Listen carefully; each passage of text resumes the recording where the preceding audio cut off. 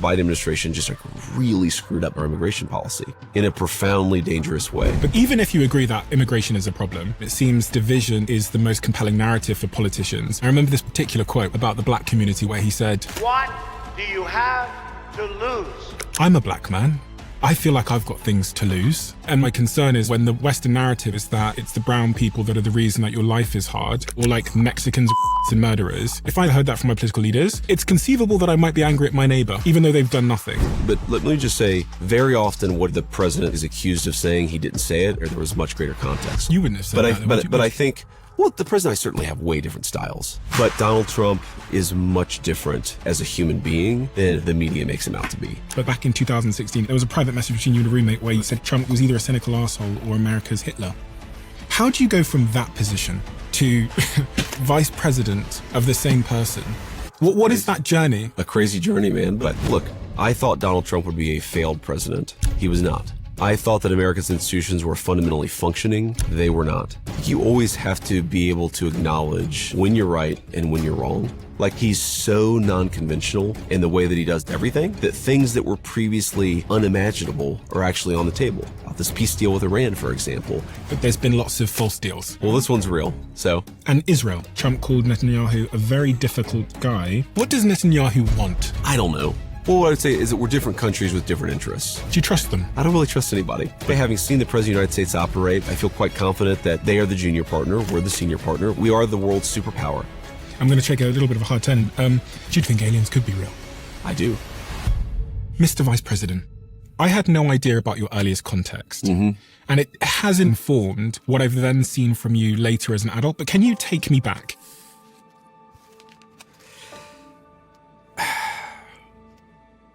The emotion's still right on the surface for you. Very much so.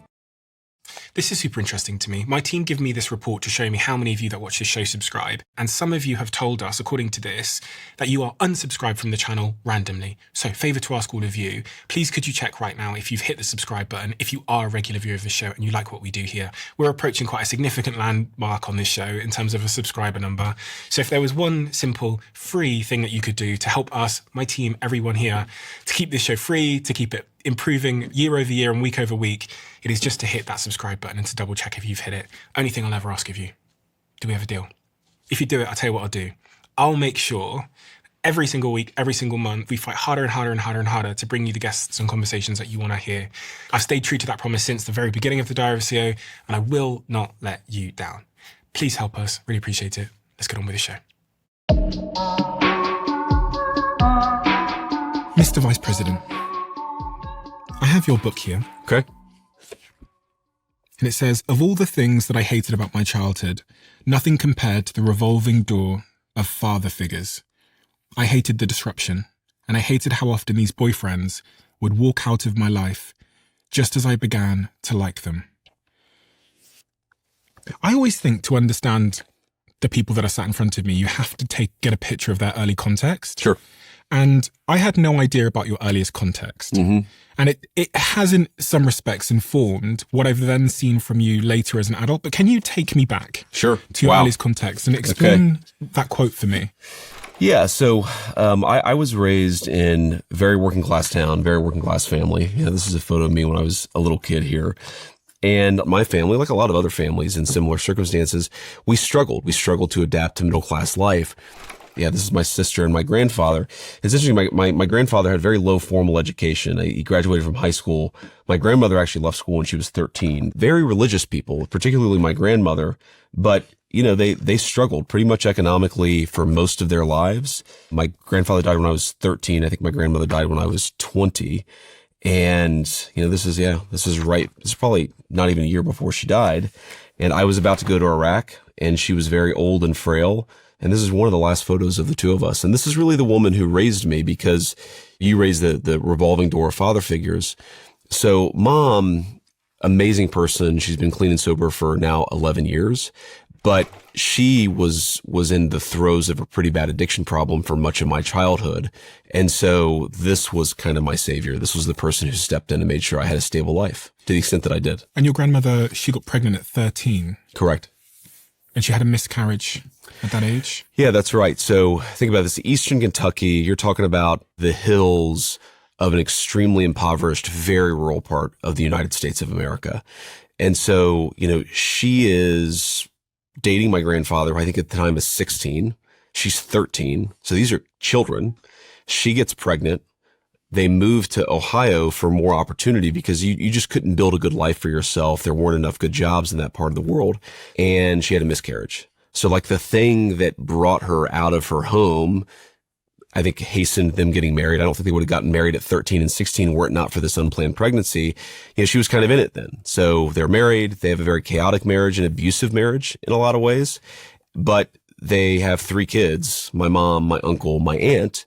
And the story of our family is in some ways, some of us were able to kind of break the cycle and some of us weren't. And part of what motivated me to write that book was trying to understand why is it that life worked out for some of us and didn't work out for others? So your biological father. Yeah. He put you up for adoption. So he did. So I was adopted by a man when I was 5 or 6 years old by the name of Robert Hamill. And he became, and is still technically, if you look at my birth certificate, he is still listed as my legal father. Now, he was in the picture from, call it, I was 7 until 10 or 11. And then he and mom got divorced. He still stuck around for a little bit after that. But by the time I was 12 years old, he was just gone. Never talked to him again, never saw him again. And am I right in thinking this is the third man in your life at this point? Because your sister, Lindsay, comes from a different father. That's right. So her father, very good guy. She's 5 or 6 years older than me. And so he was the first of my mother's husbands. And then my dad, my biological father, was number 2. And then my legal father was number 3.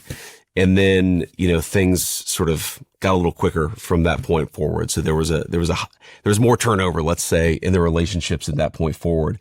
There was also a guy called Matt thereafter at 13 years old that your mum had met. Yeah. Good guy. Very close to him. He actually is very political. And so he and I reconnected a little bit over our shared interest in politics, but he was just a good, hardworking guy. He was only around for maybe a few years, probably less than that of my life, but he was a significant and positive force.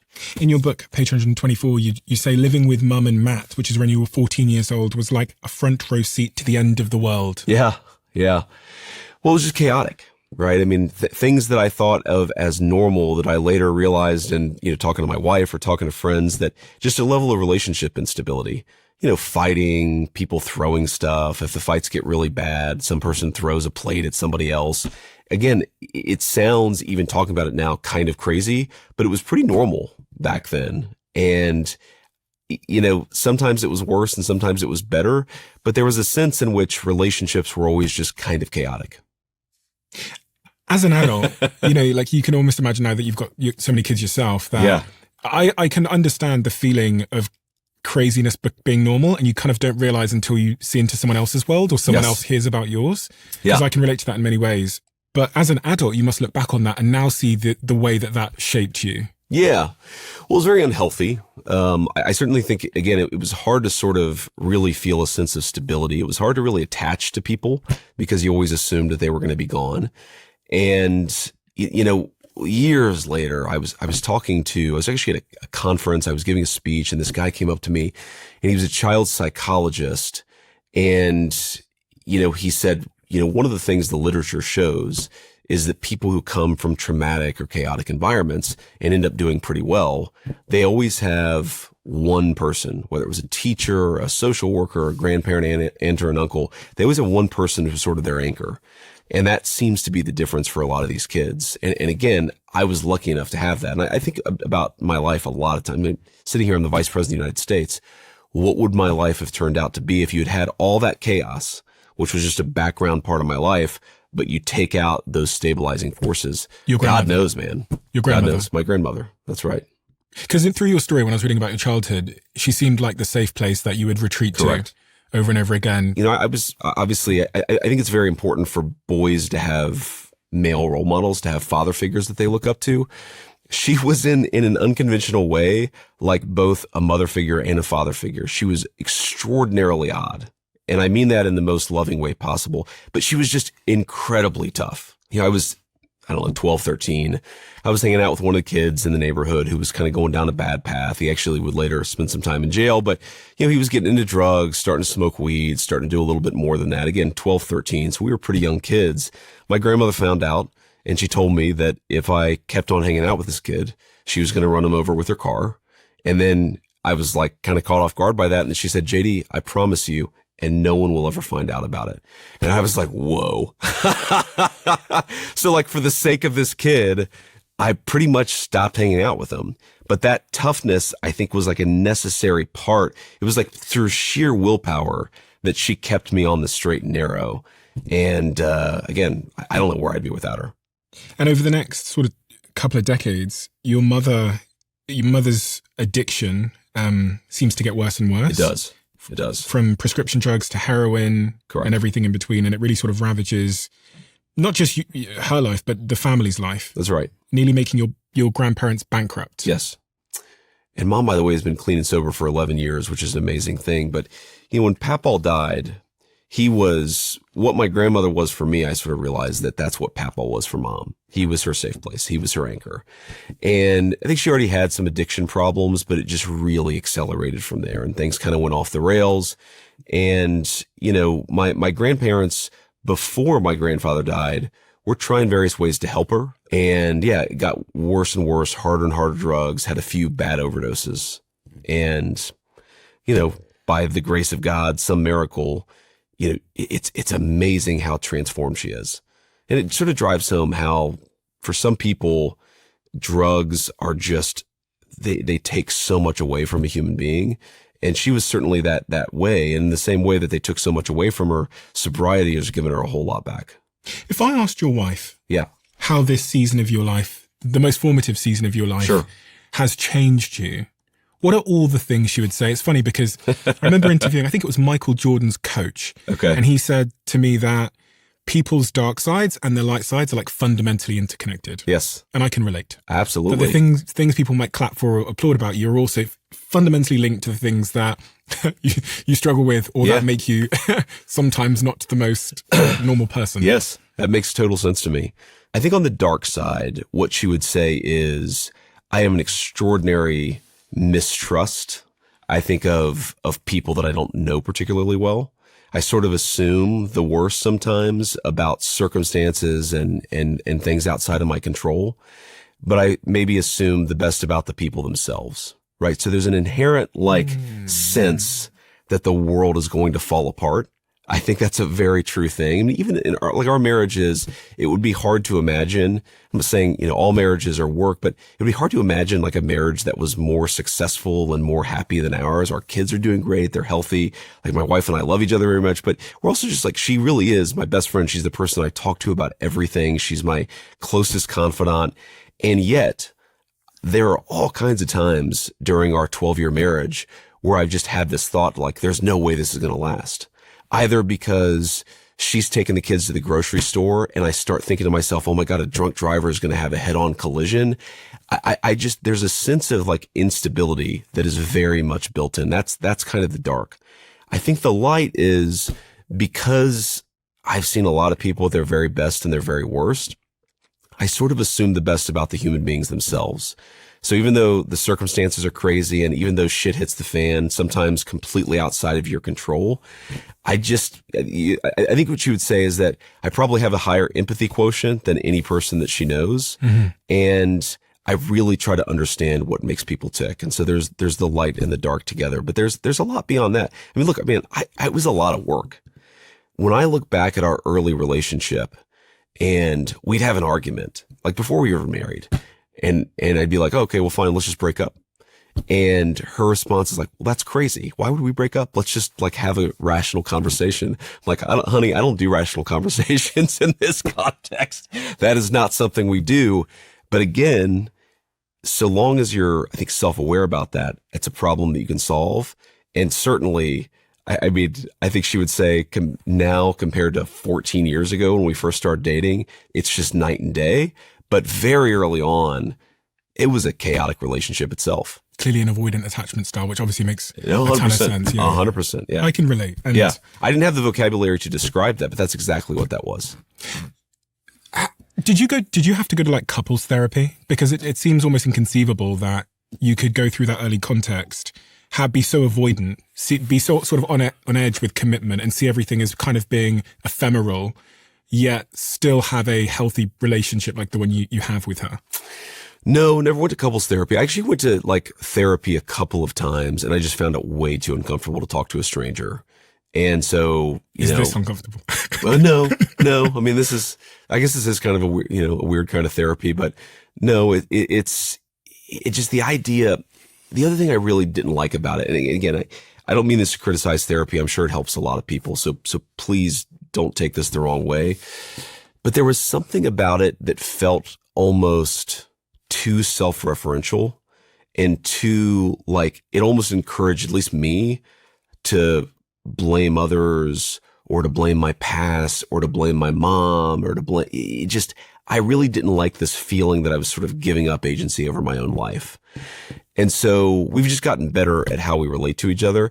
That's primarily me. I mean, she grew up in a very stable situation. Her parents are South Asian immigrants to the United States of America, but she was born and raised in San Diego, California. Just very normal middle-class Southern California life. And I think because of that, she just had much healthier relationship practices than I did.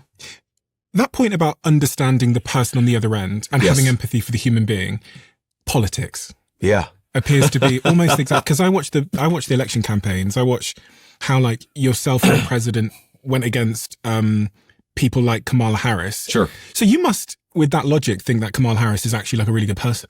Like you must understand Kamala. I wouldn't say that I understand her.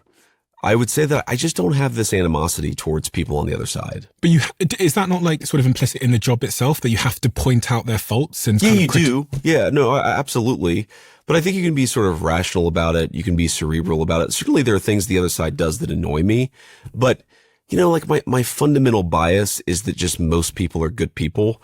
And to the extent that they do something you disagree with, it's either because they screwed up on something or because they made a mistake or I've always been like this. I've always been more charitable about other human beings. And I don't know, again, maybe I do that too much. Maybe I'm too charitable, but I'd rather be too charitable than too cynical about human beings. Cause you talk about a screwed up perspective to take into politics. If you're always cynical about other people's motivations, man, you're going to be in a very, very bad spot. I actually think the same about interviewing, remarkably, because absolutely. I meet so many people from so many different of course. And one of the things that I've come to learn is just try and meet everybody as I experience them versus especially when I'm interviewing politicians, I just want to meet them as I experience them versus thinking about how they've been framed or whatever. Yeah.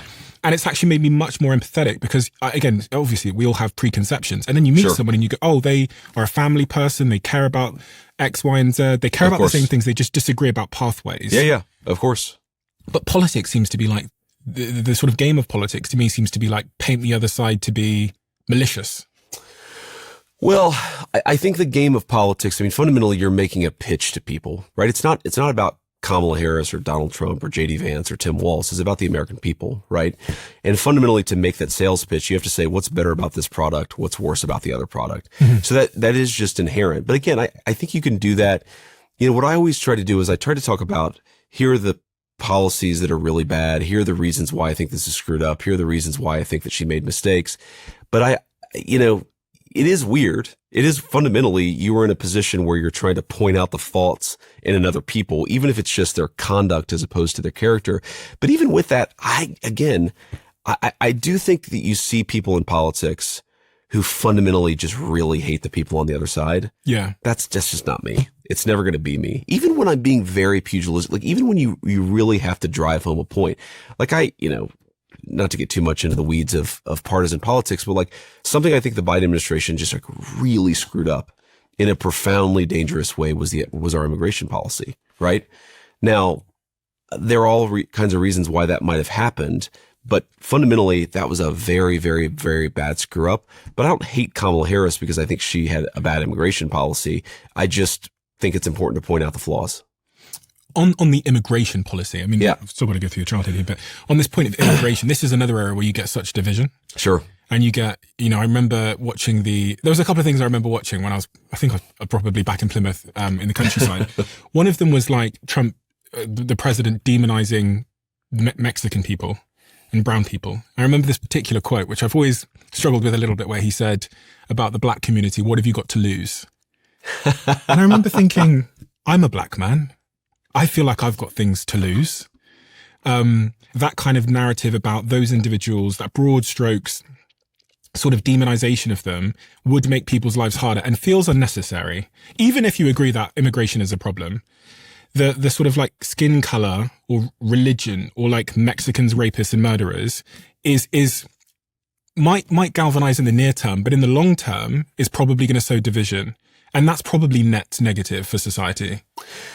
Well, one thing I'd say just about anything that I've ever heard the president say that's then refracted through the lens of social media or, non-social media is very often what he is accused of saying, he didn't say it, or he said it in a totally different way, or there was much greater context. So I remember, for example, back in 2016 or 2015, whenever he said this, sort of being like offended at the rapists and murderers line. Yeah. And then I went and looked at what he said, and what he said, which is actually true, is that some of these countries are actually encouraging prisoners to come into the United States of America. Does that mean that every person comes into America as a rapist or a murderer or as a prisoner? No, it doesn't. But he didn't say that. Right. So again, this goes back to the point about being charitable is I do try to understand fundamentally, like, why did a person say that? Mm-hmm. What are they actually thinking? What are they trying to get across? And again, if you disagree with that, that's fine. You wouldn't have said that. But I think, well, the president and I certainly have way different styles. Absolutely, we have different styles. But I mean, the way that I talk about immigration, I'd say that's one of the issues where we've always been like extremely closely aligned. And that was obviously a major issue during the 2024 campaign. But the way that I think about immigration is fundamentally like, as a country, you are the people who live in your nation. Okay. So America's 330 million souls, I think again, most of them, whether they voted for me or not, they're really good people and they want really good things for their families. They want really good things for themselves. And yeah, there are like some bad apples in every crew, 330 million people. There are definitely some bad people, but most people are fundamentally good and decent. However, you could let people into your country who could be fun, decent, normal human beings who just kind of mess with the equation a little bit. It's like if I have a bunch of people over to my house for dinner and I invite 10 people to come over for dinner and one of them brings a stranger, it's probably going to be fun, right? But if like every single one of them bring 3 strangers, it's going to totally change the character of the conversation that you're going to have, of the room that you're going to have. A country is like that, just on a much more massive scale. So I maybe come at it or I describe it a different way, but fundamentally, I think that the president was very right about immigration in a way that was prescient. And even if the blunt way that he described it offended some people, I think it was like a very important contribution to not just our country, but to the world. I think it would be hard to find an American who didn't think we needed, again, I'm not an American, so I guess I'm talking about wherever I'm from, but we needed borders and a policy around borders. Sure. Just in the same way that we have it around our house and every festival we enjoy and whatever venue we go to. I think the thing I've always been concerned about when I see the sort of rising narrative across the world, not just in America, but now across the West, the UK as well, is in trying to solve that problem, it seems that like division is the most compelling narrative for politicians. And then the like downstream consequence of division, you see playing out on the streets.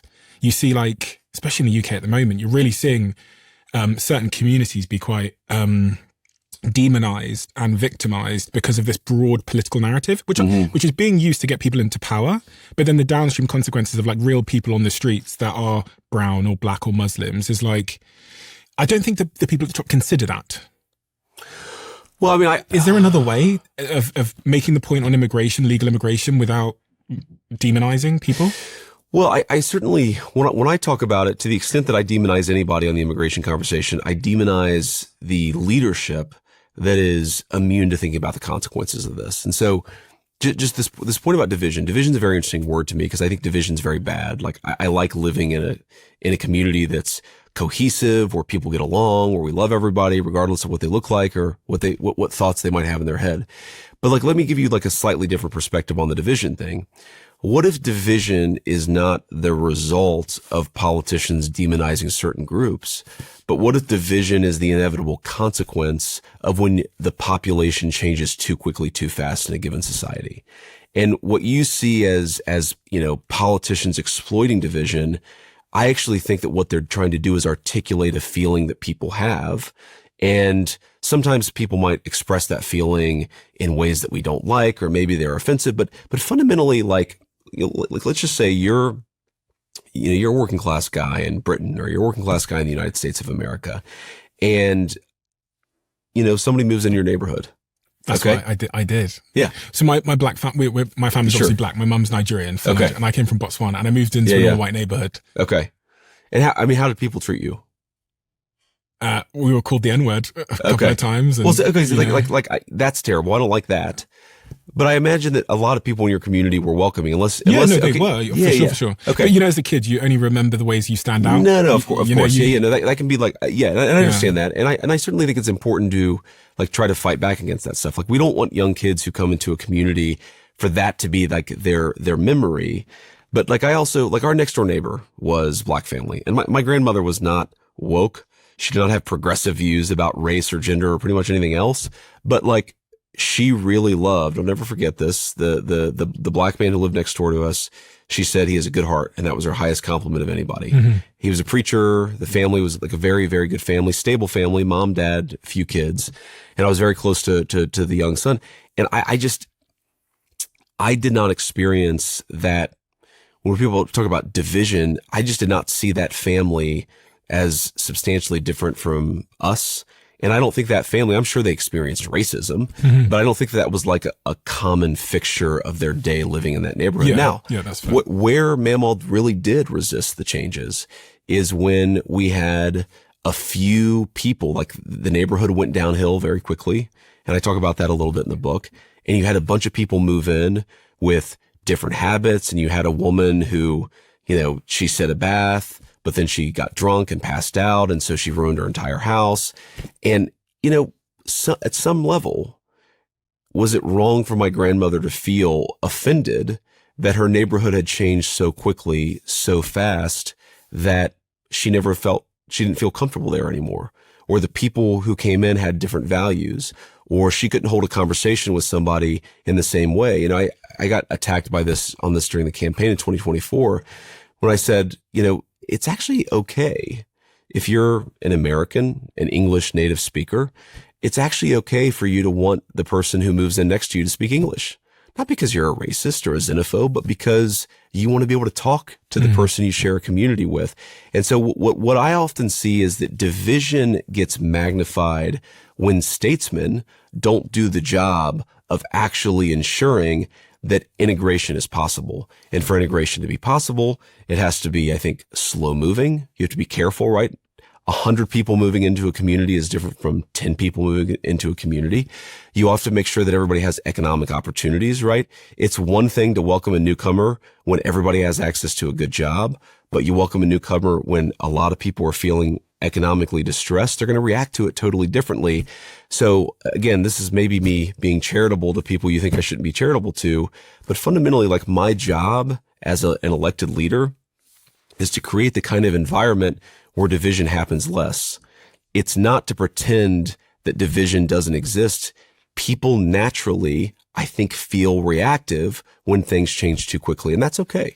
No, I understand the sort of human instinct of I guess of kind of xenophobia in a way, and I think we all would want our neighbor to be able to connect with our neighbor. Yeah, I think it's the point of nuance is when they can't speak my language, what do I then do about that? And I think, maybe if my neighbor didn't speak my language, we might not get along because we wouldn't be able to connect and talk. But I wouldn't be angry at them. And my concern is from a high level when the sort of Western narrative now is that it's the brown people that are the reason that your life is hard.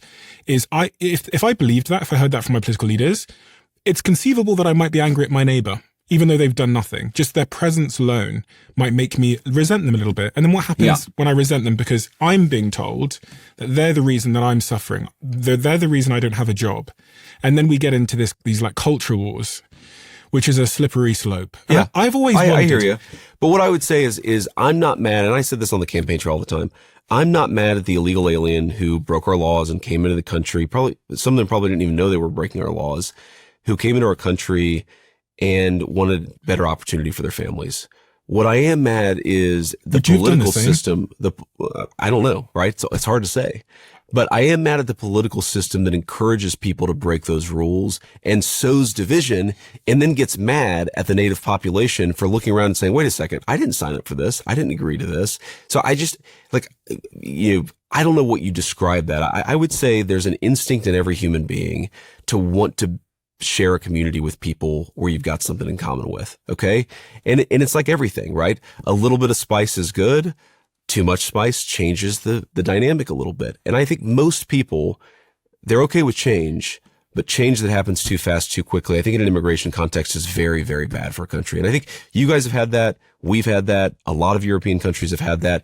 I don't even feel particularly angry at any country because it's a mistake that all of us made. But now that you see that, I mean, you rightly call it division. I just think that we have to say, wait a second, let's try to do things a slightly different way. I think algorithms also play a big role in that because of the design. Oh, 100%. Yeah, absolutely. So that's probably another conversation. I do think though, if my family were struggling or at all in danger or at risk, and there was an area of land over there that offered them a better chance, I personally think for the sake of my family, if my family was struggling, I would try and move my family into that area. And I assume you would do the same. I assume you would, if your family, I've got this wonderful photo of your kids and your wife, where if America went to catastrophe and Mexico was doing great, would you not try and get into Mexico even if it wasn't, you didn't have a visa? I don't think I would. I mean, I can understand why some people have to move. You need to eat, you need to provide for your family. But, I think that this is another thing about the immigration thing that is challenging is, you want people to feel a certain rootedness and a certain devotion to their country. One of the things that's very unique about America compared to Europe is, there's this poll question that went around when I was a teenager, maybe when I was in my early 20s, and it asked what percentage of young people in that society would die for their country if they had to. Like, I'm not excited about the idea, but would actually do it. In the United States, it was something like 70%. And in all the other Western countries, it was like 20 to 35%. And so, you talk about moving to Mexico because there's economic opportunity in a universe where Mexico's flourishing and America's struggling. I get what you're saying, that you want people to move and migrate to the place where they can have a chance of feeding their family. But I love this place in a way that is totally independent of the economic opportunities it provides to my children. There's something much deeper, and there's a connection to the places, to the memories, to the folkways. I drive through Eastern Kentucky, man. And those beautiful rolling hills and even mountains, but they're all mountains that are alight with life because they're, it's not the Rockies. You go to West Virginia. You should do this. It's the most beautiful area, I think, in the world, because you get the mountains and you get the rivers and you get that, but it's also so green and rich with life. I feel an attachment to it that is very, very unique. But even if your family were at risk, you wouldn't move them into Mexico? Well, I mean, look, the story of my family, my grandparents, is they came from Eastern Kentucky and moved to Southern Ohio, not exactly that far away. These are two very close areas, but they moved away, even though they didn't want to, because of economic opportunity to provide for their families. So I certainly empathize with that. I mean, yeah, if somebody showed up, I'm the vice president, I have a Secret Service detail. It's hard to put myself in this perspective right now, but if somebody showed up to my home in Cincinnati and pointed a gun at my head and said, you have to leave or we're going to kill your children, I'd leave. Right. But yeah. I think most migration decisions are not actually that extreme, consequential and extreme. Makes sense. Yeah. There should be a button just down below here. And if it says subscribed, you're already subscribed. If it says subscriber, that means you're not yet. And if you're not subscribed, please could you do us a favor and hit that button? It helps the show more than you know. And according to the algorithm, you're someone that watches our show, but you haven't yet hit that button. Thank you so much. This young man here, you ultimately go into the Marine Corps? I go to the Marine Corps. Yeah. So this is me in, I believe, right after boot camp. So in 2003, maybe, I think 2003. This is me. This photo is taken in boot camp. And I'm pretty sure this is taken in Iraq, actually. This is either in 05 or 06 at a point when the Iraq War was not going well. But why did you go to the Marine Corps? What was the decision? There was this sense, and in hindsight, I really resent this. I mean, I'm genuinely still angry at George W. Bush over this, even though, again, I try to be charitable, and I have friends who worked for him, think he's a great guy. I'm not saying he's not. But when I was a senior in high school, I remember I'm at a restaurant. It's called Skyline Chili in Southwestern Ohio. And this guy comes out of Skyline Chili. He's got like a World War II red veteran's hat. We call them red hatters in the United States. So he was a veteran of World War II. And I remember feeling like, because even at that stage, this is probably 2003, 2002 maybe, I remember thinking to myself, this generation is dying away. Like I had this feeling, right? Because most veterans you met, they were veterans of Vietnam, maybe of the first Iraq War. But I just went up and I shook his hand and I said, "Thank you, sir, for your service." And, he was like genuinely touched. But I remember thinking, this guy answered the call. Now we have to answer the call. September the 11th happened when I was a junior in high school. And there was this patriotic sense of this is our World War II. Right? And even some of the historical analogies that got used were the exact same. Saddam Hussein was Adolf Hitler. What if you had had an opportunity to stand up and say no to Adolf Hitler when he annexed the Sudetenland? Wouldn't you have taken that chance? And it's like they were so good at tapping into that patriotic reservoir. And by the way, I think that reservoir is a very valuable thing. I think it's important for statesmen to cultivate it, but only to tap into it when it's really necessary and when it's really justified. And what was so screwed up about Iraq is, I remember I went to the Marine Corps recruiter and I wanted to be a Marine because my older cousins were Marines and people said the Marines were the toughest. Whether that's true or not, that was certainly the impression that Marines had of themselves. I signed on the dotted line. I went in what's called open contract. So sometimes you sign up and you have your job assigned, like you already know what you're going to do. I went an open contract. I said, you can give me whatever job you want to. I just want to be a Marine. And I did that because I loved my country and I wanted to contribute in the same way that guy who wore a red hat was still wearing his red hat, was still proud of it, knew that he contributed. And, that led me, of course, to go to Iraq from 2005 to 2006 and made a lot of friends, gained a ton of appreciation for the Marine Corps as an institution and the people, but became a little jaded about our political leadership. Why you said you were kind of annoyed at Bush?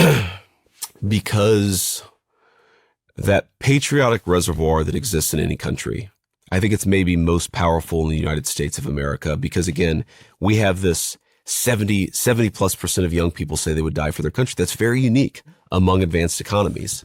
And I'm sure a lot of people in Europe look at that and say, oh, those jingoistic idiots, they're wrong or there's something bad about that. But I actually think to have a real nation, you have to have the willingness that if God forbid something happens, you're willing to put on your uniform and go and do what needs to be done. But again, in order for that to work, in order for that feeling to be justified, leaders have to not take advantage of it. You can't say Saddam Hussein is Adolf Hitler. He wasn't. Mm-hmm. You got to be careful with it. And I don't think that George W. Bush was careful with it. I think that he called the nation to do something that ultimately wasn't actually in our best interest as a nation, but more fundamentally, he drew on that wellspring of patriotism to direct us to do something that we shouldn't have been doing in the first place. Because he had bad information or because of negligence or incompetence? I know enough people who know him. I think he had bad information, but fundamentally, post 9/11 was really important. We had to go and deal with the terrorist networks that had existed all across the world that had been allowed to fester over the previous generation of American negligence. But fundamentally, the war on terrorism was not an existential thing to the United States of America in the way that World War II was an existential thing for Britain, right? And I think we have to be careful about how we describe what we're asking our young people to do, because if you ask them to do something and they feel like you were being honest with them, I think that sort of pays dividends into that patriotic reservoir. Mm-hmm. If you ask somebody to do something and it turns out you were lying to them, whether it was intentional or not, I think you draw down that patriotic reservoir. I don't know by the way, I mentioned that poll and, I don't have the information, I don't have the data in front of me, but whatever the number of Americans, young Americans who say they would die for their country, I would bet I'd bet a lot of money that number in 2026 is much lower than it was in 2003. So it's really like a sort of a contract with the nation that's built on trust. It's a social contract built on trust. You violate that trust, it has very, very bad consequences. If you're going to take tips from anyone on how to stay focused and high energy, let it be from the greatest pound for pound fighter of all time, the guy they call Johnny Bones Jones. John is a co-owner of our show sponsor, Ketone IQ, alongside myself. And when you hear why, it probably makes a lot of sense to you. When he's training or fighting, he needs high quality, steady, laser-like focus without the crash. And ketones give him exactly that. And unlike caffeine, ketones don't stimulate your brain, they fuel it. So your brain actually loves ketones because it runs on them much more efficiently than anything else. And right now, Ketone IQ is giving away one-of-a-kind pair signed MMA gloves from John Jones himself and the upcoming gold medal wrestler he's coaching called Gable Stevenson. They are very, very rare. And if you want your shot at winning them, go to ketone.com/Steve and to enter to win. No purchase necessary. Terms and conditions apply. And you'll also get 30% off your first subscription order, exclusive Ketone IQ merch, and of course, your shot at these signed gloves. Xin chào mọi người. Chào mừng các bạn. I don't speak Vietnamese, but this show can because of AI video technology from our sponsor, HeyGen. I get messages every single week from those of you listening to the Diary of a CEO all around the world, and you express how much impact it's had on you and your life. And if that's true, then those conversations shouldn't only reach people in English. HeyGen can take one recording of me and deliver it in any language while keeping my voice, timing, and expressions intact. But you don't need a studio like this to make it work for you. Record 15 seconds of yourself and get an AI avatar that delivers studio quality video in over 175 languages. We're up to 20 languages now, and we're not the only ones using it. HeyGen is already used by 30 million people, including 85% of the Fortune 100. Whether you're building an audience on social media, launching an online course, or rolling out training across your team, check out HeyGen now. Your first 3 videos are totally free at heygen.com/DOAC. That's HEYGEN.com/DOAC. See you there. The US is, I guess, in a war now. Well, not anymore. Well, famous last words. Fair. Because we are in a ceasefire that I feel very good about. Okay. That we announced, I know this will air later, but yeah. We announced the ceasefire. We announced the peace agreement with the Iranians yesterday. Yes. I've learned so much about war because of this war.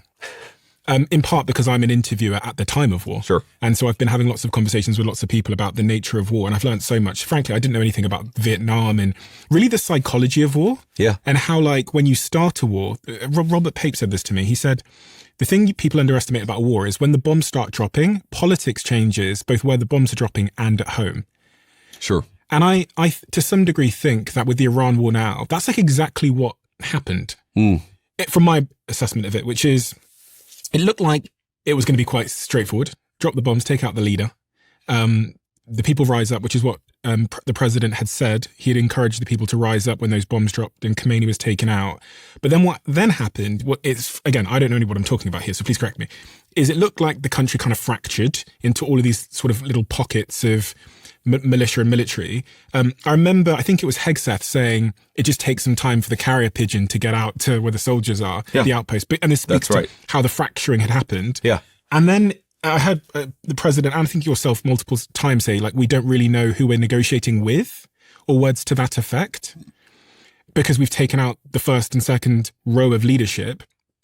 And then I thought, we're in the same situation again, where the bombs started dropping. Unintended consequences were there's now not one central leadership to negotiate with, but also politics at home has shifted. The approval ratings I got this graph of the approval ratings had started to plummet at home, and politics is changing on the ground there as well. Is this another forever war? Well, the answer is no.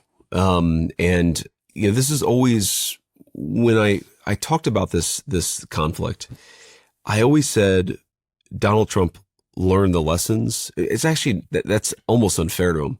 He didn't learn the lessons of the Iraq War, because back during the Iraq War, he was saying this was stupid, we should get out of Iraq. He was saying that back then.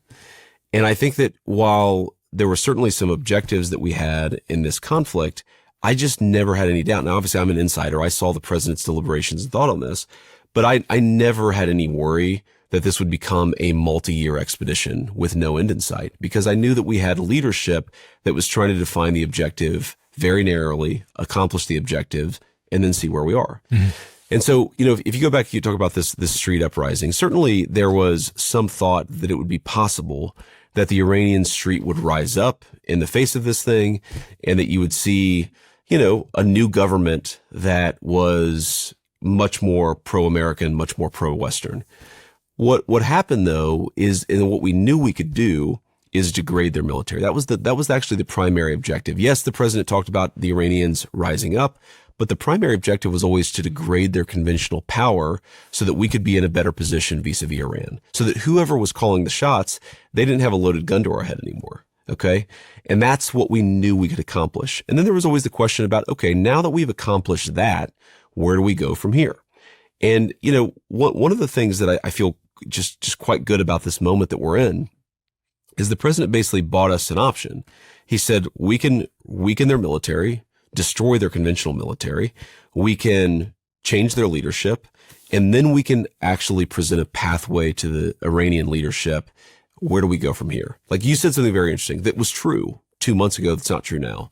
2 months ago, I would have said, I had no idea who we're negotiating with. Absolutely. Mm-hmm. Now I feel very confident that we have an understanding of who we're negotiating with, what it is that they care about. Yes, there are fractures in their system. Well, so the Iranian system, this is oversimplifying it a lot, but it has kind of three poles. There's the political pole, the people who are most responsive to the leadership. That's the foreign minister, the president, the speaker of the parliament. Okay. There's a clerical pole, meaning the clerics who actually hold ultimate authority in the Iranian system via the supreme leader, the clerics, the religious leaders. And then you have the military, particularly the IRGC. Okay. All three of these poles interact with each other in weird ways.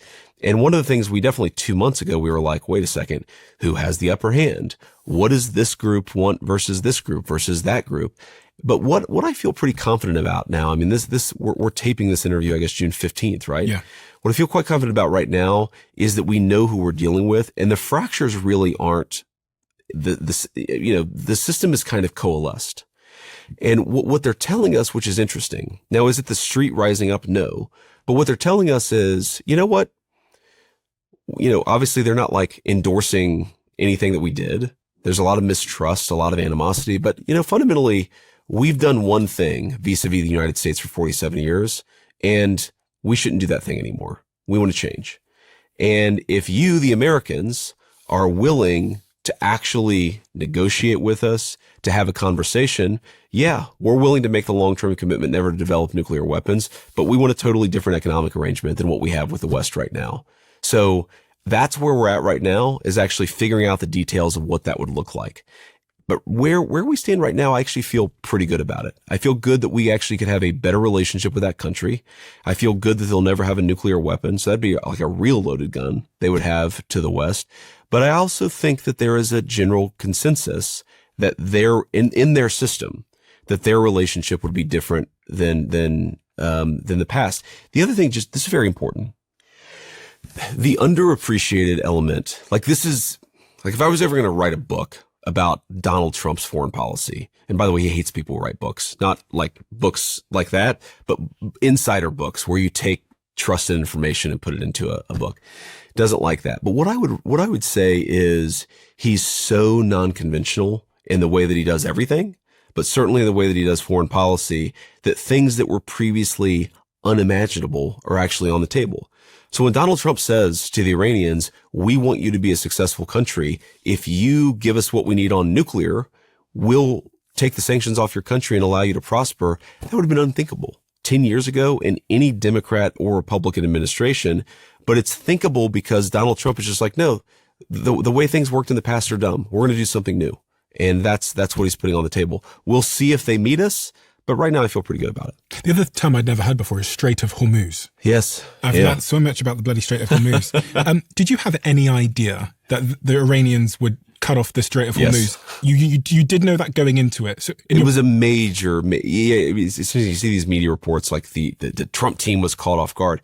What would happen in the Strait of Hormuz was a main fixture of the conversation that we were having about whether to do this, how to do this. So it was certainly a variable. Now you can never predict with 100% certainty what people are going to do, but the basic bias that we had going into it is that they would try to cut off the strait. They would try to jack up energy prices. They thought, and I think this is true, they thought that they could cut off the straits for us, but actually keep the straits open for themselves. That ended up not being true when we imposed the blockade. But fundamentally, we knew some version of what would happen, but we also went into it saying, if they do this, fundamentally, it's a short-term thing. So like Brent crude is sort of the main crude oil index, right? I think the highest it got was $126 per barrel. Right now, sitting here, it's around $82 a barrel. It's fallen off a cliff because there's a broad recognition that, yeah, it was a short-term shock, but not a short-term shock that's going to permanently alter the world energy economy. It's quite a powerful weapon they have in their arsenal just to shutter the world's economy and piss off your people at home at the gas pump. It's quite a...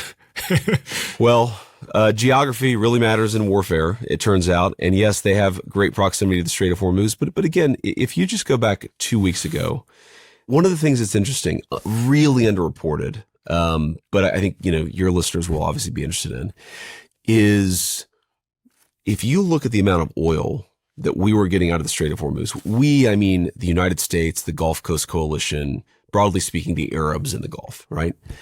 You look at it, what it was, call it April 1st, it was like close to zero. You go to May 30th, early June, it was many, many million barrels of oil a day. Now, not enough to eliminate the shock, to be clear, but we were seeing significant increases in oil traffic. And again, I think that's one of the reasons why we're having a good negotiation with the Iranians, is they recognized, yes, they have this leverage point, but maybe not forever. And it's one of those cards you can play, but you can't necessarily play it week after week after week. It degrades in power. So I take your point. Yeah, they have this geographical thing going on, but I think that geographical leverage point was weakening over time. And it's why we are where we are, I think, with a very good deal. Because knock on wood, we have to see it to completion. Yeah. Because if you're them, you go, well, all I've got to do is wait 2 years, because the president is going to be, removed from office in 2 years' time. It's going to be at the end of his term. So if they could just wait it out for 2 years, they can hope that a new political leader that comes in might be more charitable with them. Yeah, but if Donald Trump has 2.5 years left in office, I think the Iranians recognize they did not have 2.5 years to wait things out. One is as we got more and more oil out of the strait, their leverage point decreased. But in some ways, more importantly, look, you look at Persian culture, you look at the history of Iran. This is one of the proudest and oldest civilizations anywhere in the world. They don't want to be like a Libya-style rump state. Mm-hmm. They want to have a much brighter future. I think that's actually true. Now, there's a question about how to get there.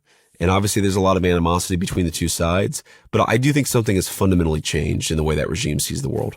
The deal that you have on the table. Yes. Now, okay, excuse me if I'm skeptical, but I said to you before we started recording, I watch everything. Yes. So I've watched if you do an interview, Hegseth does one, if the president does one, I see it. Yep. I see the whole thing. Okay. I don't know why, but I'm very, very interested in US politics because it does impact the whole world. Sure. And as I've watched these interviews, there's been lots of false deals. You flew out there to Pakistan and you flew right back. The deal wasn't done. I think I saw a report the other day that said the president has said roughly 30 times that there's a deal done or that there's a deal on the table. Usually on a Sunday, then it's not. Then we go back into this negotiation thing. So I'm like, I don't have any trust anymore for a deal getting done. Well, this one's real. So okay, good. Okay, so interesting. People can always change their minds, but this one is real for sure. So what does that mean? Does it mean that there's a contract that has been sent with terms on it, and they've provisionally, like a term sheet, said we agree? Yes. Okay, that's exactly what's happened. Okay, so they've agreed to a term sheet. Yes. And then, as is the case in business and investing, that becomes more of a formalized contract. Correct. And then that's signed. That's right. So what is in the term sheet? Well, a few things. So the first is that the Straits of Hormuz opens effectively immediately and the blockade is lifted effectively immediately. Now, when I say effectively, that's doing a little bit of work there because, part of what's going on is there's a different risk tolerance for different shippers in the Gulf. So again, like I said earlier, some of these guys are already shipping a lot of oil through the Straits of Hormuz right now, even though the Iranians are threatening to shoot at them. But what this means is that over time, we're going to demine the Strait of Hormuz. The Iranians are going to stop shooting. We're going to lift our naval blockade. And you're going to see, I think, a pretty quick resumption of full flow of traffic in the Strait of Hormuz. That's number one. And there's mines most important thing. There's mines in there. There are mines in there. But it's a very big waterway. There's a lot of traffic moving right now. So we know where the mines are. They're not everywhere. And, again, the ships are able to move. The biggest obstacle and impediment to ships moving right now is actually not the mines themselves. It's the Iranians who are shooting drones and missiles on the other side. Now, I say that we have seen a precipitous decline since we signed this agreement. We've seen a precipitous decline in even that happening. So you're already, again, seeing the fruits of this negotiation that we have. Number two is it contemplates the Iranians giving up their highly enriched stockpile of material, committing to a long-term inspections regime on their nuclear program, and in exchange, having a totally different economic relationship with the United States of America. So there's a stack of sanctions that the U.S. has on Iran that is 60 pages long. That is incredibly destructive to the Iranian economy by design, right? The deal is you're not going to behave like a normal country. We're not going to engage in normal trade and transactions with you. What this agreement provides is that if the Iranians take significant steps to behave like a normal country, they're going to get significant reintegration into the world economy. And I think that is in some ways the most profound thing. And what the United States gets out of that is the long-term guarantee that they never become a nuclear power. I think people always it's hard to appreciate how temporal this is. The Iranian nuclear program has been completely destroyed. It doesn't exist right now. But over time, you can try to rebuild it. And so what we're trying to say is, we don't want you to rebuild this program. If you make real commitments and verifiable commitments that you're not going to, then you're going to get a lot of economic benefits on the side. You drop those big bunker buster bombs. Correct. It's very fascinated by all that whole series of military operations. And the nuclear material is now buried pretty deep underground, from what I understand. With this deal, do you get to go and get it? Do they hand it over to you? What happens? So the way the deal is structured is that the Iranians, the Americans, and the International Atomic Energy Agency will actually work together to go get the material and destroy it. That's the basic idea, is that we're all going to work together. Again, the agreement contemplates a new era in relationship. So the idea is that we're all going to try to work together, destroy this material. And again, if that happens, the Iranians are going to have a totally different economic relationship with the West. And if it doesn't happen, then the United States is no worse off. And do you get to check that they're not just going to a different mountain and building new nuclear weapons? That's where the verification element comes in. But we have a very good sense, you can probably guess why. We have a very good sense of what's going on in the country of Iran. We could probably keep that material just permanently buried, but we don't want to do that. We actually want to solve the problem, and we want the Iranians to have a different relationship with us, and that's what we're trying to do. And the specifics of you being able to go and check that they're not just building new nuclear weapons, it sounds to me like the specifics haven't been defined yet, like how those checks take place. Well, it's like you said, it's a term sheet where we've got broad agreement on principles and how we're going to approach the negotiation, but there are a lot of details that we got to figure out from here.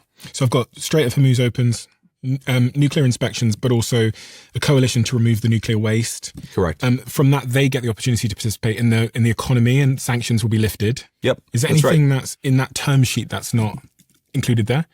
I mean, there are other little details and things like that. There's, obviously the permanent cessation of hostilities. We're trying to bring in a regional era of peace here, but that's pretty much the main thing. And Israel, there was some interesting words exchanged yesterday. Again, I watch everything. So I saw that the Fox reporter had called Trump, I think yesterday, because Netanyahu had started firing some bombs, and he had some select words, kind of like your grandmother's words. Yes, indeed. Apparently he said, Trump said he'd phoned Netanyahu and told him he had no fucking judgment. Why did Bibi have to do a fucking attack? I'm so pissed off. An hour before we were supposed to sign the deal, Trump called Netanyahu a very difficult guy. He should be very thankful for us for doing this, because if Iran had a nuclear weapon, Israel wouldn't be around for 2 hours. Lots of cussing at Netanyahu and what he had done. I've heard you actually say that you think Israel and the United States have two different objectives as it relates to, I don't want to mischaracterize your words, but... Well, what I'd say is that we're different countries with different interests. Yeah. I think in the United States, sometimes people characterize, Israel is a good partner to the United States. That is true. But sometimes people mischaracterize it and say that Israel and the United States are fundamentally always aligned. It's just not true. we're different countries. We have different needs. We have different geographies. Do you trust them? I don't trust anybody. When it comes to international affairs and diplomacy, do I think that they're very capable? Absolutely. Do I think that, again, when we have shared interests, we work together very well? Absolutely. But I don't trust anyone. And I think that we just have to continually be laser focused on what our interests are. And what the president said about Bibi is, sometimes, we are the world's superpower, and obviously we're Israel's most important ally anywhere in the world. And sometimes, to ensure that we are able to accomplish our objectives, the president has to have a very frank conversation with the prime minister of Israel. Sometimes he does that. Sometimes everything works smoothly. Sometimes it doesn't. It's just the nature, like any relationship, right? Any relationship is going to have moments where you have to be more direct. Sometimes you're working together, and sometimes there's a little bit more conflict. The world's opinion and thoughts about the US-Israel relationship has never been more widely discussed. I agree. And I almost don't know why, but it seems to be the case that over the last, I'd say, 6 to 12 months, people are really now questioning, what is this relationship, and who is the dominant partner in the relationship? What, for someone, and just in super simple terms, because I don't really know a lot about this particular point. Sure. What is the relationship, and why, and where did it come from? Well, I'm hardly an expert in U.S.-Israeli relations, right? But let me just say, they're obviously, in some ways, the only democracy in the Middle East. Okay.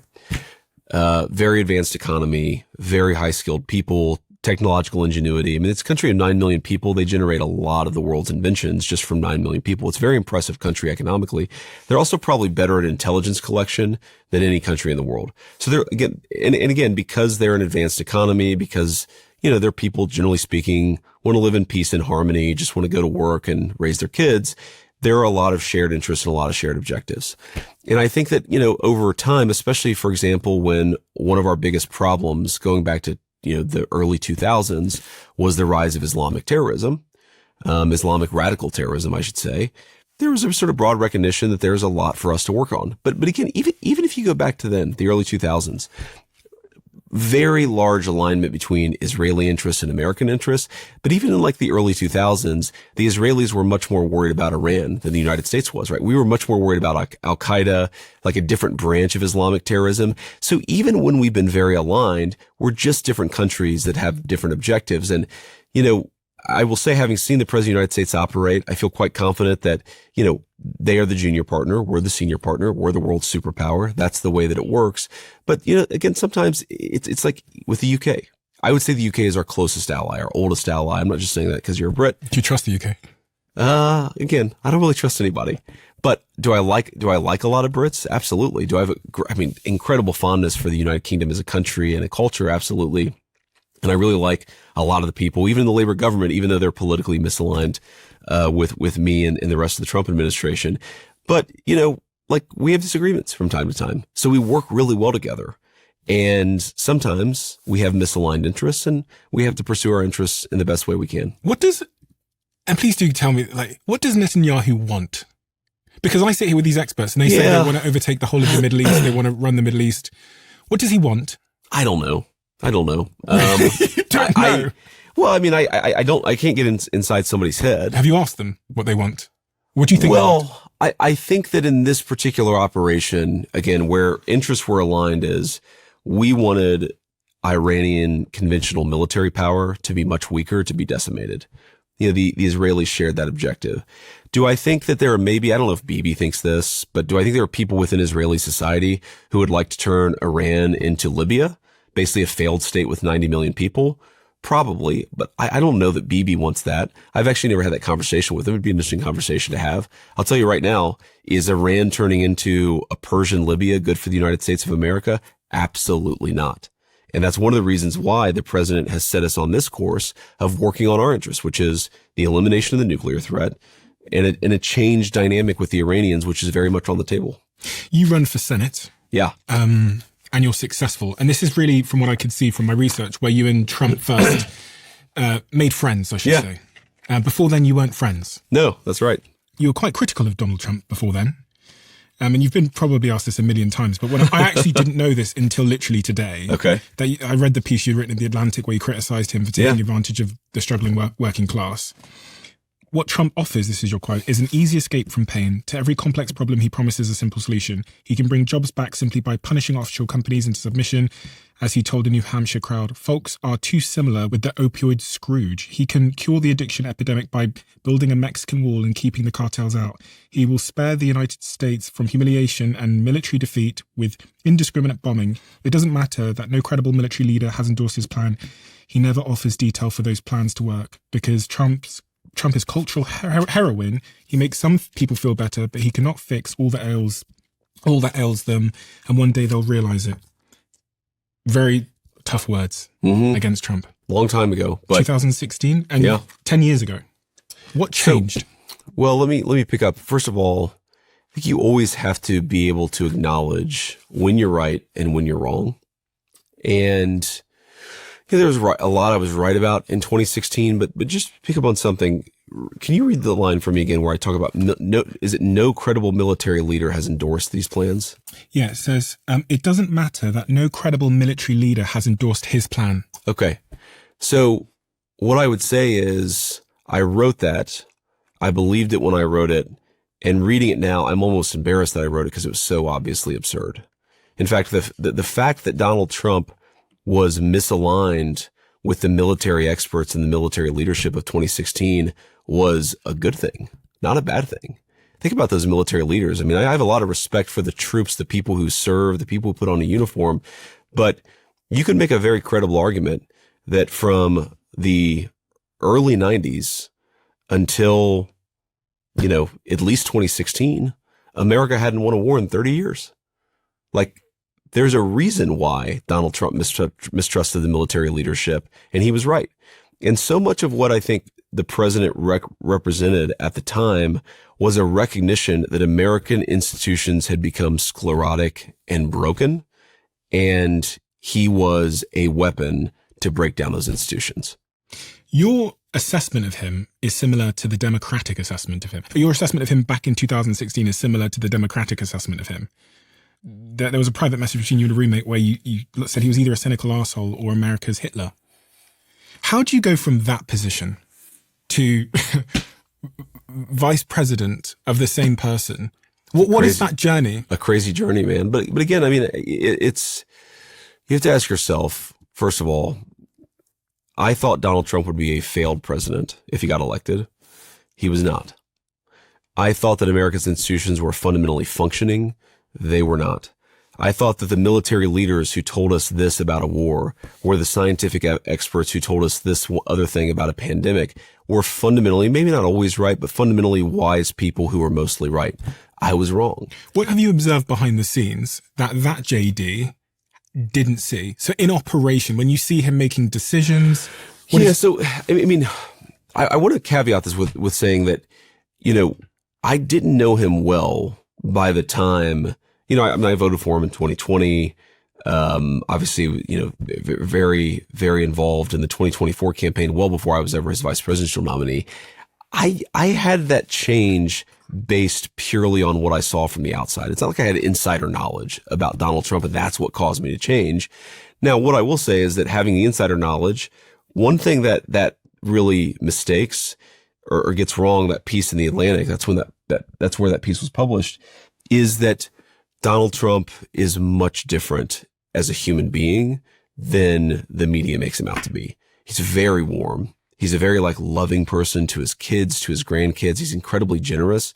Like if you see Donald Trump, in the Oval Office, it's like he has to give you a gift. Like he has to, whether it's, a water bottle or a MAGA hat or a coin or a pin. Like he's one of these people who he really likes hospitality. He really likes making other people happy. I had no understanding of that from him from the outside. What I would see is, clips of him arguing with a journalist, and that was it. And that gives you a very, very one-dimensional view of a person. So yeah, I definitely from the inside have seen a much, much more multidimensional figure. The thing I say about Donald Trump is I remember this in 2016. And in hindsight, it's just so dumb. People would say that he was dumb or that he wasn't very smart. He's super smart. Like He reads a lot. He understands people at an instinctual level better than anybody that I've ever known.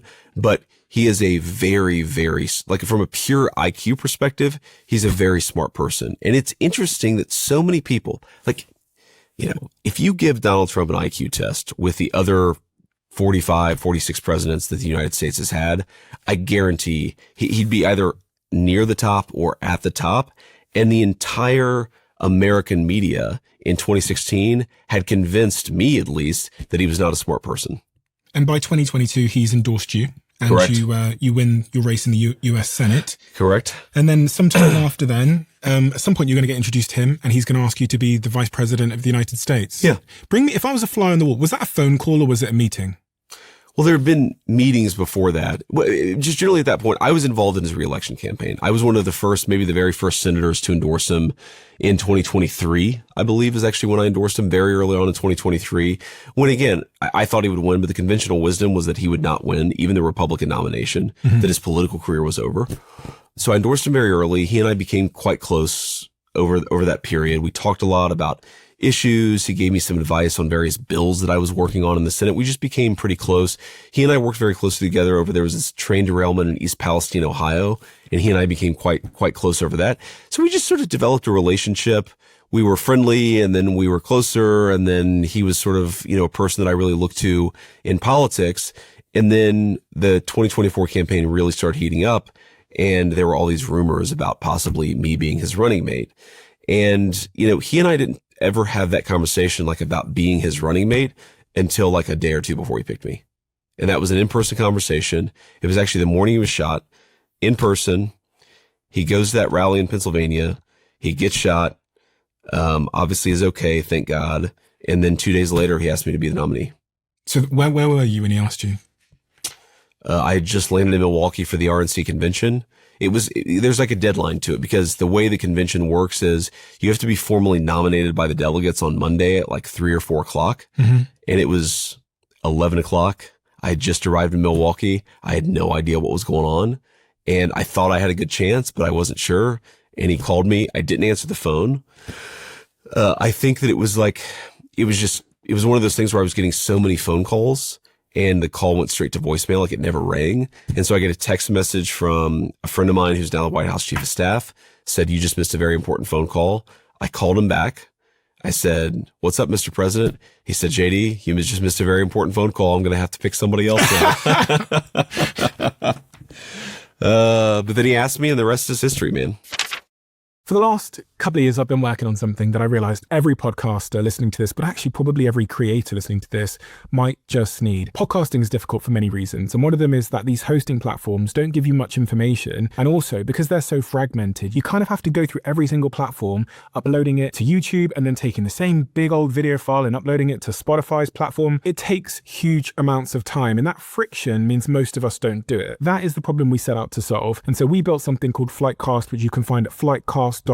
And today, Flightcast is also one of our show sponsors. And some of the world's biggest podcasters are now using our platform to run their shows because it gives you an edge. It saves you time. It gives you analytics most people won't typically get. It allows you to use AI to be more informed on your show. And it has growth tools that other hosting platforms don't have. So podcasters that are using Flightcast have this unfair advantage. So go to flightcast.com/DOAC now. Did you know at that time what you were signing up for? No, I had no idea. No idea. So why did you want to do it? And you know, people say I represent my country, but why? It's a lot. It's a big cost to your family. When I arrived here today, I saw, I don't know, it felt like 50 men with guns. Probably. Yeah. They'd scoped out the whole building. They'd been searching this building, I think, for a couple of days. And I thought, wow, like, how does the vice president live life with his family when you have this going everywhere with you? Like, did you know what you were signing up for? No, I didn't. I mean, you sign up because you want to make a difference and because, I was already a senator, so I'm already in the politics business. I might as well try to serve at the highest level possible. You think you could help, right? Part of being the VP is you help on the campaign trail. 6 months, really the part of the campaign that is the most intense is the part where you're sort of writing side saddle with the presidential nominee. So just like all these things for why people get into politics in the first place. But no, I mean, look, I'm not a whiner, and I would never complain about this. But if I was a whiner, the one thing I would say is it was very hard on the kids, in particular our oldest son.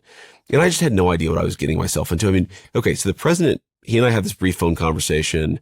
You know, my kid is talking to me about Pokemon cards at the hotel in Milwaukee. We're still like unpacking our suitcase. And it's like, okay, I'm now the VP nominee. I have to get on my suit. I have to get prepared to be nominated like 3 or 4 hours later. And all these thoughts are swirling through my head. Knock at the door. And it's the Secret Service. And it's like, all right, you're under our protection now. We have to move your entire family to the president's hotel so that you're in the same protective bubble. And all of a sudden, I just realized my life is totally different now. It'll never be the same. I was okay with that. You know, like you just get used to it. I'm a grown man. But it was very hard on, you know, my oldest boy, who's 9 years old now. He made a comment, didn't he? Oh yeah, he hated it. He hated the attention. He hated how people treated him differently. It was like one of these things where, you know, he would go to a school and people would treat him like he was special, and he just wanted to be a normal kid. And I felt guilty. I felt really guilty about that. And I felt this sort of sense like, oh my God, I've conscripted this kid into this life. I had no idea what what I was signing him up for. He didn't sign up for it. I signed him up for it. And that was pretty tough. Sometimes I feel like I ruined his life without even asking him. You wrote that in your new book, page 198. Yes. In reference to your 7-year-old son. Sometimes I feel like I've ruined his life without even asking him. Yeah. Yeah. And that's how I felt. I mean, I think that I've gained certainly some perspective about it. You know, one of the things we've been quite good at is just finding communities where he's more isolated from all the attention and all the pressures of it. You know, we have a very, very good school community for him, a Christian school that he goes to and he loves. There's also, by the way, a flip side is, you know, kids, as you may know, you realize how much nature matters more than nurture. You know, our oldest boy is an introvert. Our 6-year-old is a little bit more like me. He's a bit of an extrovert. He loves it. And so you kind of have to balance the way that it affects the kids. But, you know, I don't feel like I've ruined my 9-year-old's life anymore, but I certainly, at that time, I felt extremely guilty about what I'd signed him up for. And in your new book, Communion, you say, Dad, you quote him and say that he said, Dad, I just want everyone to go back to treating us like they used to. Yes, that's right. Are these things hard to hear? Like, is it hard? Of course, man. Of course. I mean, you know, do you have kids? Not yet, but okay. I'm trying. Yeah. Good for you. You know, my prayers for that endeavor. But thank you. I think your kids have an emotional effect on you that is just totally profound and revelatory. And yeah, man, when your son tells you that he wants something that you can no longer provide him, that's a very, very tough thing. Now, the flip side of it is, and you can say this is a rationalization, but I think it's true. The flip side is there are a lot of blessings that come along with this life. And, you know, I've talked to him a lot about this. I've actually, you know, I write this in the book that Charlie Kirk was probably the person who was most influential in helping me think through this conversation is, you know, don't try to pretend that it's not a sacrifice to him. Like, you know, don't pretend that you haven't signed him up for something that has changed his life. You have. But I try to talk to him about, well, there are benefits too. You've gotten to see the world and you've got to see the country in a way that no kid has ever gotten to see it. And we get to live in this cool house. I live in the Naval Observatory here in Washington, D.C. We would not get to do that if I was not the vice president. So what I've learned to do with him is not to minimize the negative, but to try to contextualize it, but also to try to emphasize the positive. And it's funny, you know, I asked him this probably about a year ago. I said, are you still unhappy that I became the vice president? This was probably 4 or 5 months into it. He said, absolutely. I asked him that question recently and he said, actually, it's pretty good. So kids adjust, you know, lives change. You figure out a routine for the kids. But I also think that, you know, that guilt motivated certain conduct. Would we have built the life that we have around him were it not for this recognition that we had caused this change and this disruption? No. So you take the good with the bad. You accept that you've caused some problems, but you also accept that you can make things better. Lovely photo here of your wife as well. I love this photo. I think she looks beautiful. This is actually the day, or at least the weekend that I met her mom. This is at the High Line in Brooklyn. Have you ever been to not in Brooklyn, in South Manhattan? The High Line, yeah, I ran it the High Line Park. Yeah. It basically travels a long way up South Manhattan. There's this little observation deck. We're sitting there taking a photo. And, that first summer we were together, we started dating in March of 2011. And so I was doing a research assistant thing in New Haven, Connecticut, about an hour and a half train ride. She was in New York City. And, it was in some ways like a metaphor for our relationship, because I found New York just this totally intimidating place. I didn't know how to ride the subway. I didn't even know how to buy a subway card to get on the subway. But because I was in love with her, I went down there every chance I could get. We spent every moment, like when you're newly in love with somebody, it's just like an obsession. And we sort of explored New York City together as this young couple this summer. And that was the day that I met her mom. And I passed the test because here I am. What surprised her most about you becoming the vice president? What didn't she expect? She doesn't get surprised by much. So that's actually a very, very hard question. I do think the Secret Service protection surprised her too, the way that it changes your life. I'd like to give you an example. So, we went to Rome for the Pope's inaugural mass, the new Pope, the American Pope. And my favorite thing to do in the world, if you said, I'll give you 2 hours, you can do whatever you want. What I would do is I would go to some place, whether in the country or in a big city, and I would just take a walk with Usha. That is my ultimate way to vacation or to relax. And, we tried to take a walk in Rome, and it was SEAL Team 6 had descended upon Rome. They were shutting down every traffic intersection. There's a helicopter flying overhead.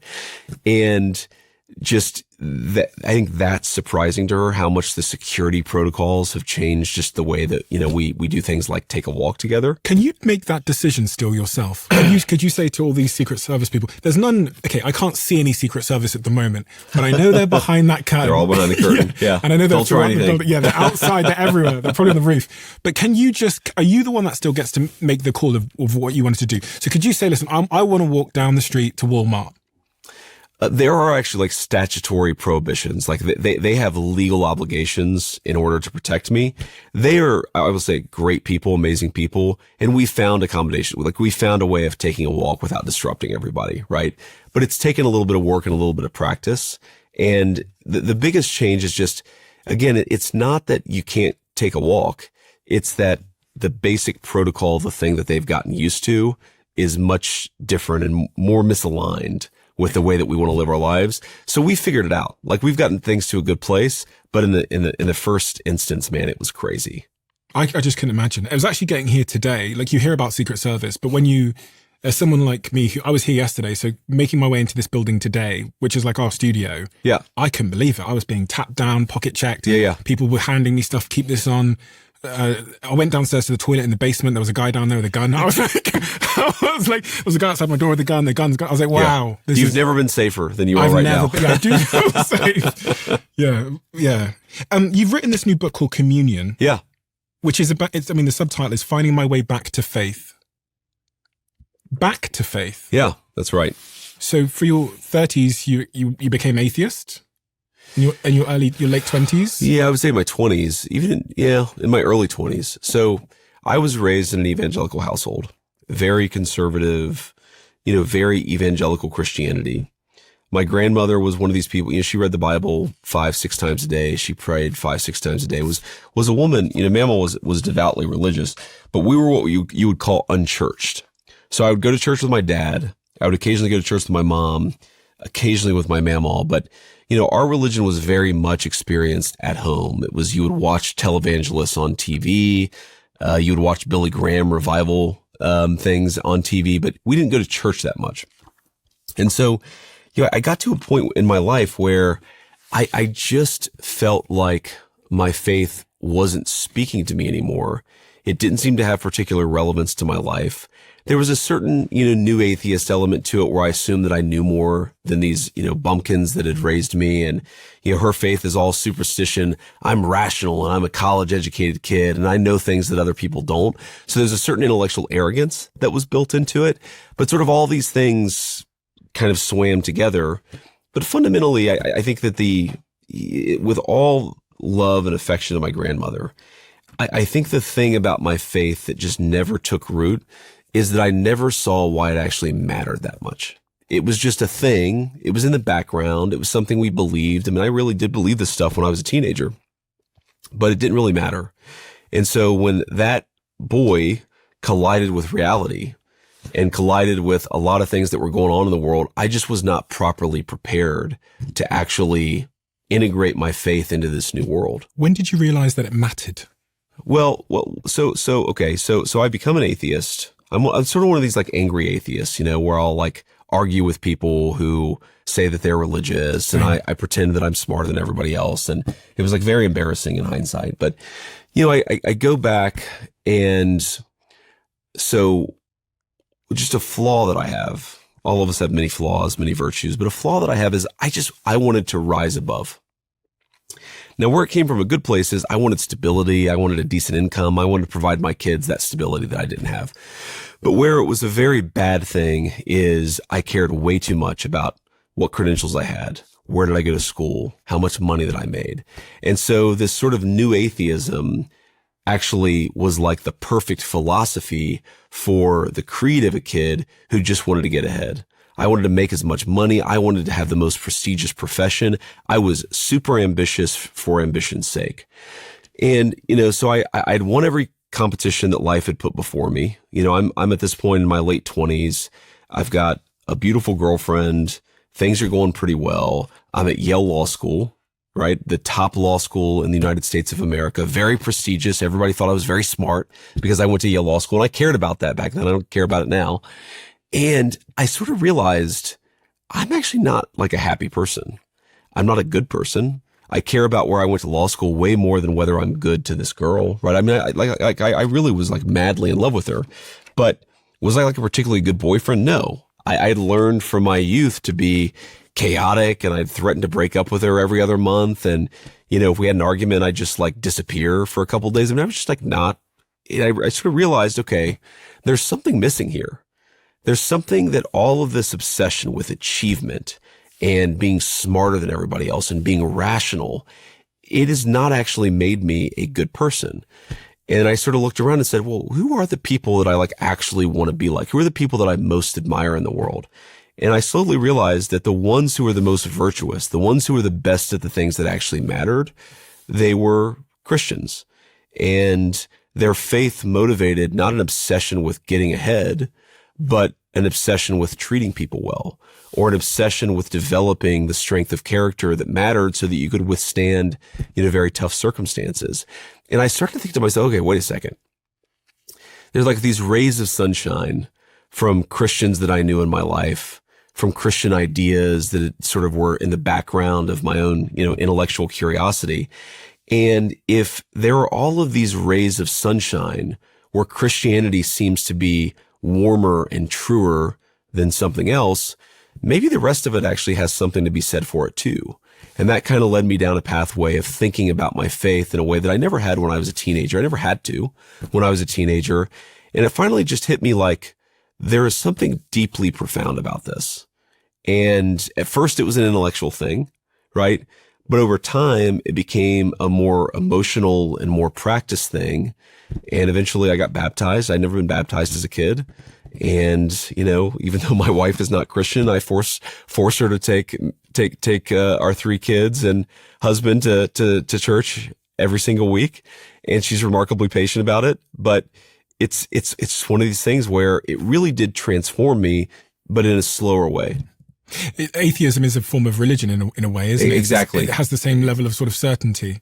And that's why I exactly introduced right. myself to you as an agnostic, because it feels a little bit arrogant to say that I know. Yeah. No, that's interesting.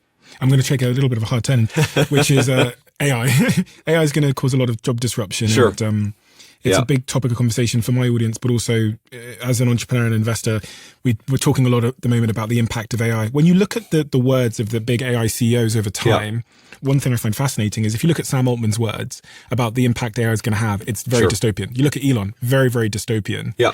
And right now, I think the only thing that's up there with being as unpopular as AI is ICE in the US. I saw this graph the other day.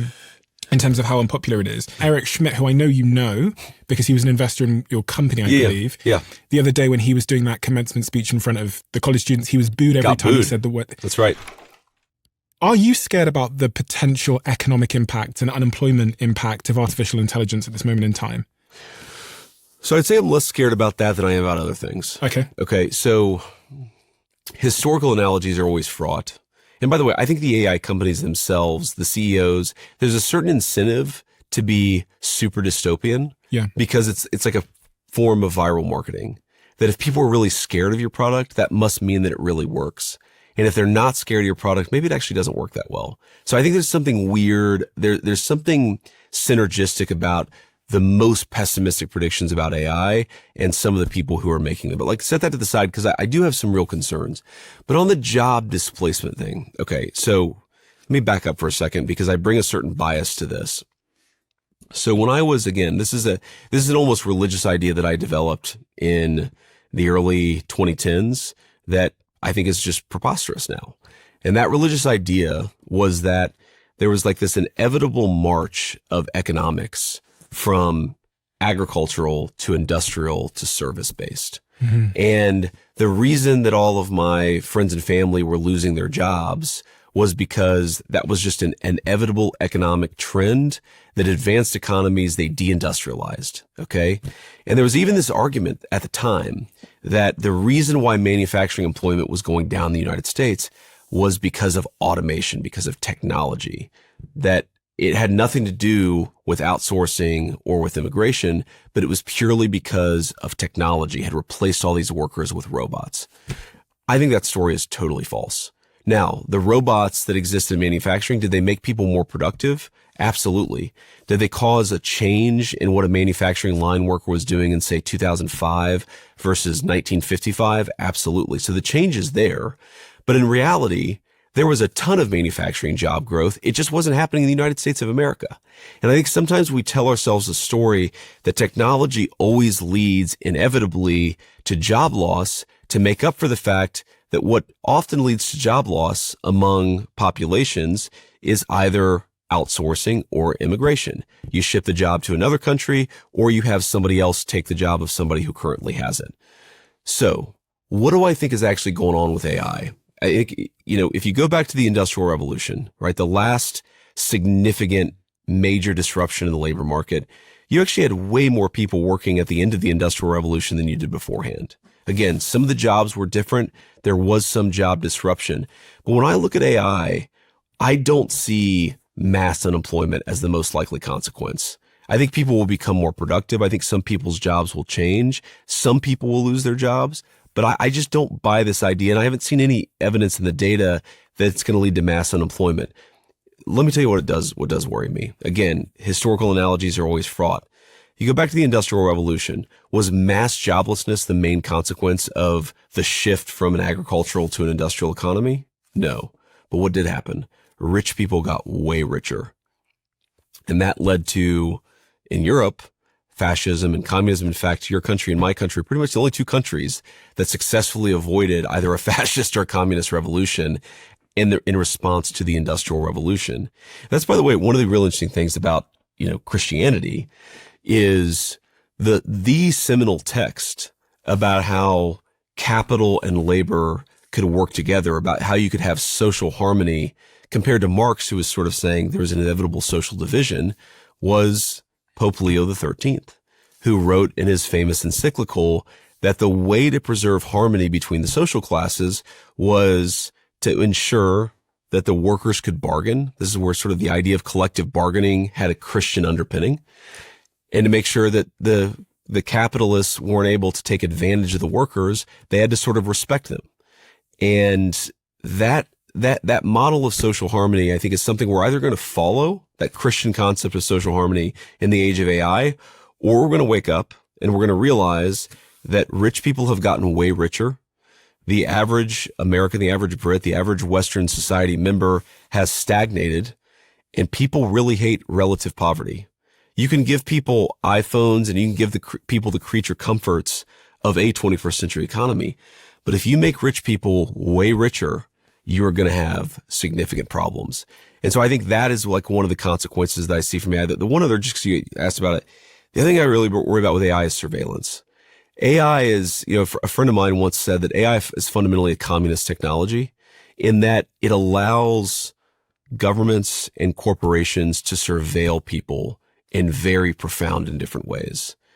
And that scares me a lot. Like, I don't want a social credit system that's powered by AI. I don't want you to not be able to buy a beer because some tech CEO has given you a score based on an artificial intelligence algorithm that nobody actually understands. That scares me too. But I don't think we're going to have mass unemployment. We might have mass inequality. That's its own problem. It's a different problem though. According to the current 2026 Federal Reserve and Census Bureau data, financial inequality in the United States has reached its highest level in nearly 4 decades. And obviously we've seen this headline this week of the US's first trillionaire. Yeah. Which again has been talked about everywhere around the world and has now sparked this debate. You think about the explosion we're seeing in robotics and Elon Musk's pay packet rewarding him for getting a million humanoid robots out there at a certain timeline. And Elon himself saying there'll be 1 billion humanoid robots at some point. There'll be more humanoid robots than humans.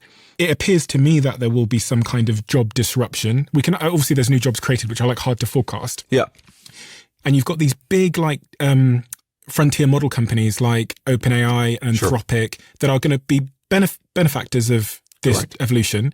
Wealth is presumably going to accrue to these large corporations, the Metas, the Anthropics, the OpenAIs. How do you think about, we already have crazy inequality. How do you think about redistributing that wealth?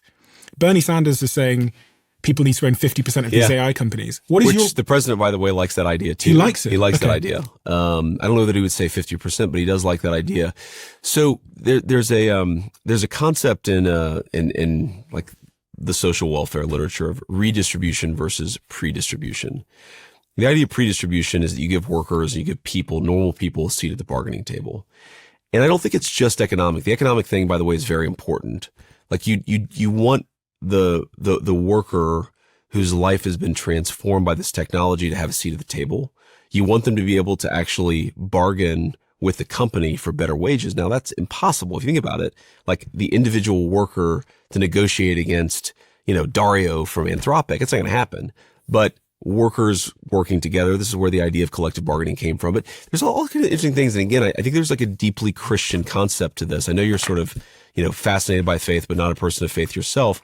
There is a very deeply Christian concept that you have to give everybody in the country a seat at the table.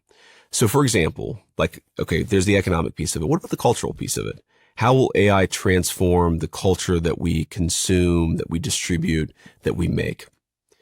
Back in the 50s and 60s, it was broadly accepted that, now it wasn't a censorship regime, there was nothing legal going on here, but it was broadly accepted that Hollywood would consult with the religious leaders at the time in order to ensure that the content they were making was actually consistent with the sensibilities of their membership and consistent with some basic Christian ideas. Again, that wasn't forced, but there was this mechanism that gave everybody a seat at the table. And I think that's one of the bad things about there are many bad things about the decline of institutional Christianity in this country, but we do not have a mechanism that gives powerful people, that forces them to actually work with everybody else. So do you Religion was one of the ways that happened in the West. I think probably the most profound and effective way that happened in the West. We just don't have it anymore. And I really worry about that. So the president is supportive of the United States owning these big AI companies. He likes the idea as sort of a sovereign wealth fund idea of the United States taking some stake in these AI companies. He said so publicly. I'm not breaking news, but the president, he is a very unconventional person. You would say a Republican's not supposed to think like that. The president doesn't care. The president just thinks the thoughts that he has. He develops them, whether they're, he tries to determine, is this a good idea or a bad idea? I would call him sort of a radical pragmatist, though I think most Europeans think that he's this hyper ideological person. He's extremely pragmatic about this stuff. But one very important thought. The idea that we're going to allow these companies, let's say 10, 20 years down the road, to accumulate trillions and trillions and trillions of dollars of wealth and then we're going to be able to successfully redistribute it to workers, I'm very skeptical of that. Very skeptical of that. I think that's a very modern, I call it a liberal concept. This idea that you can just tax people and give it to poor people and it works out. Then you turn the poor people into effectively subservience of the rich people. You have to give everybody a stake in the society. I haven't quite figured out how this is going to work in the age of AI. I think labor unions are a very important model here, but this is the model where you just take from some people and give to other people. That's never provided a stable society. You've got to give the workers a seat at the table. Mamaw. She passed away when you were 21 years old. Rushed to hospital with a collapsed lung 2 days after her 72nd birthday. Yep. And she was taken off life support. She was clearly the most important figure in your life from reading your story for so many reasons. Sure. She hasn't gotten to see the position you rose to today. Yeah. I read that you didn't cry when she passed away. You didn't process those emotions either because you sensed that your entire family was on the verge of collapse and you wanted to give the impression of emotional strength. That's what you say in your book, Hillbilly, on page 169. What would she think of you today? What would she have said? Well, I think, she was, again, a deeply patriotic person. I think she'd be amazed by this. I mean, the pageantry, being able to go to the White House, just things like that would have been very, very meaningful to her. What would you say to her? I think that I would say thank you. I mean, maybe the most important lesson that I've learned is that the difference between good people and people who struggle is good people have a good sense of gratitude. And I don't know that I would be alive were it not for this woman. I certainly wouldn't be here.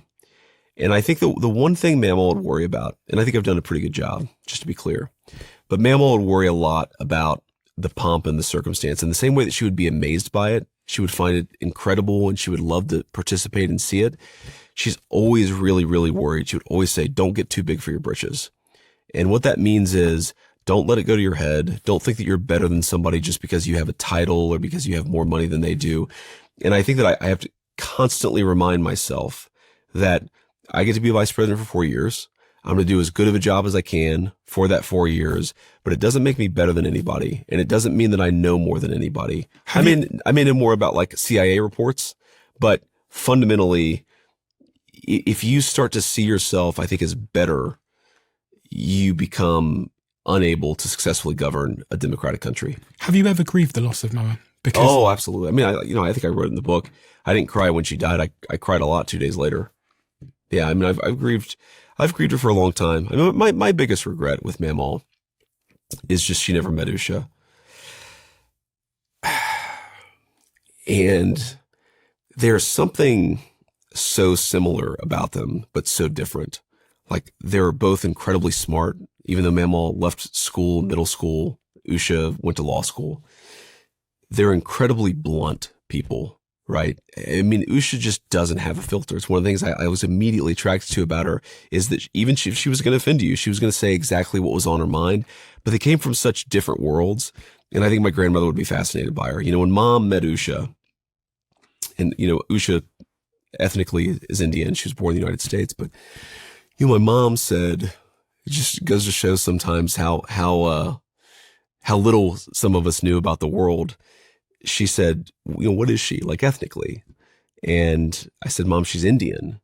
And my mom says, which tribe? So they came from very different worlds, both Mom and Usha, but also Mamaw and Usha.